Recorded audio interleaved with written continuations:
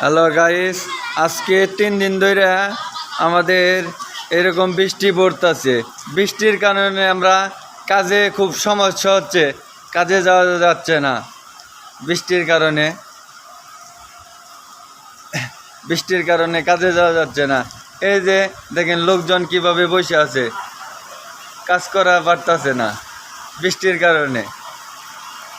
আরেক বড় ভাই যে জ্বরে পড়ে রয়েছে বৃষ্টিতে, আজকে কয়দিন ধরে জ্বরে পড়ে রয়েছে।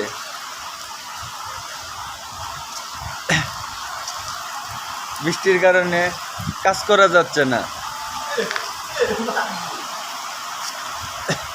দেখেন কিরকম মালয়েশিয়া বৃষ্টি হয়, অনেক জায়গায় বন্যা হয়ে গেছে। অনেক জায়গায় বন্যা হয়ে গেছে।